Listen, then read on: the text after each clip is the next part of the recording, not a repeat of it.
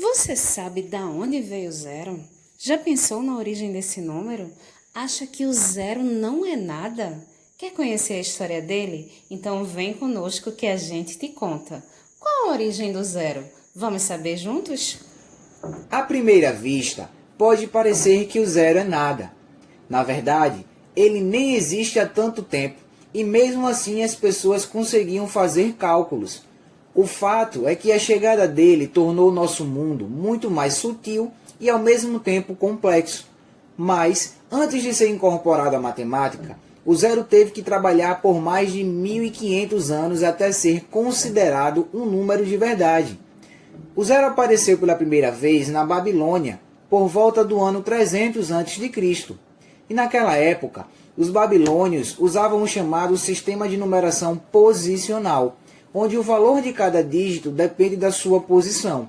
Por exemplo, no nosso sistema numérico, que também é posicional, o número 2 não vale o mesmo que 2 com 5 ao lado, ou seja, o 25. A posição do 2 muda de unidades para dezenas e seu valor também é transformado. O problema é que a ausência do zero no sistema babilônico criava uma certa confusão. Usando o exemplo anterior, seria como querer diferenciar o 25 do 205, deixando um espaço entre 2 e 5. Obviamente, o espaço vazio não era um método muito confiável, e por isso eles criaram um símbolo para representar a presença da ausência, ou seja, para dizer que ali não havia nenhum número. O que é incrível é que os maias, a 12 mil quilômetros de distância, tiveram exatamente a mesma ideia.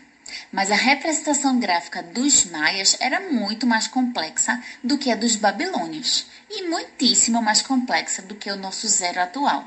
Na verdade, ele nem era um símbolo só, eram vários. Muitas vezes era um homem tatuado com um pingente no pescoço e a cabeça inclinada para trás. Outras vezes eram figuras inteiras, meia flor e até figuras impossíveis de descrever. Em todo caso, como para os babilônios o zero dos maias não era um número propriamente dito, era algo parecido com a vírgula hoje em dia, que serve para separar os decimais. A vírgula é parte do sistema numérico, mas não é um número. E era assim que o zero era visto tanto pelos maias como pelos babilônios. Criar um símbolo para o zero foi importante, mas o salto conceitual brilhante foi a sua definição explícita. E isso só aconteceu no ano 630 d.C. na Índia. E não é por acaso que foi lá. Para os antigos indianos, o conceito de nada e de eternidade era uma parte muito importante das suas crenças. O universo nasceu do nada e a volta ao nada é o objetivo final da humanidade. É por isso que, culturalmente, os indianos não tiveram qualquer problema em se adaptar à ideia do zero como vazio. Alguns indianos até diziam que a forma circular do zero representa o ciclo da vida, também conhecida como Ouroboros, que é aquela serpente da eternidade que come a própria cauda.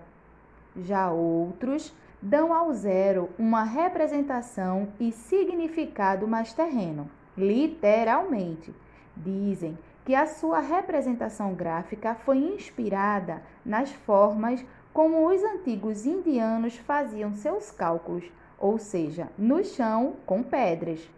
O que acontecia é que, ao retirar uma pedra, ficava um buraco redondo marcado na terra, como uma representação do movimento de alguma coisa para nada.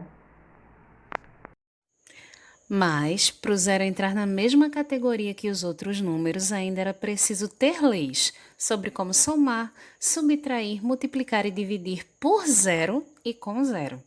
E foi exatamente isso que o matemático indiano Brahmagupta fez. As divisões com zero criaram problemas que perduraram por séculos, mas as ideias dele foram incorporadas na China e no Oriente Médio, e o zero entrou na lista dos números que usamos até hoje. Foi assim que, com apenas 10 dígitos, de 0 a 9, os matemáticos conseguiram criar e manipular números enormes e de uma maneira muito mais eficiente. A consequência disso é que os números começaram a ficar cada vez mais abstratos e a perder a sua correlação com objetos da vida real. Já não eram mais 2 maçãs e 3 cabras, agora eram 2 e 3. Essa abstração beneficiou o zero, o número que nesse contexto significaria nenhuma cabra ou nenhuma maçã. Pelo menos era isso que se esperava que se fosse compreendido ao associar o zero a alguma quantidade ou à ausência dessa quantidade. Por volta do ano 970, o zero chegou à Europa, onde enfrentou a sua batalha mais dura. Ele foi combatido porque diziam que ele abria caminho para os números negativos, e estes legitimavam os conceitos de dívida e empréstimo. E eles não estavam errados. Os próprios indianos chamavam os números negativos de dívidas. A questão é que o problema com o zero não passava só pela economia. No nível mais abstrato, usar o zero era visto como aceitação do mundo sem Deus, o que, claro, não agradava à Igreja Católica. Foram necessários séculos de debates científicos, filosóficos e religiosos para que finalmente a completa aceitação do zero fosse possível, e isso só aconteceu no século XV. A essa altura, pode até parecer que o zero tenha sido o retoque final do nosso sistema numérico, mas, na verdade, ele foi só o início de uma revolução que transcendeu a matemática e mudou para sempre a física, a química, a biologia e muito mais. Graças ao zero, os números puderam se distanciar das necessidades práticas, como contar dias ou cabras. Por causa do zero, os números se tornaram entidades abstratas com vida própria. Em outras palavras, o zero deixou de ser nada e passou a ser uma das maiores invenções da humanidade.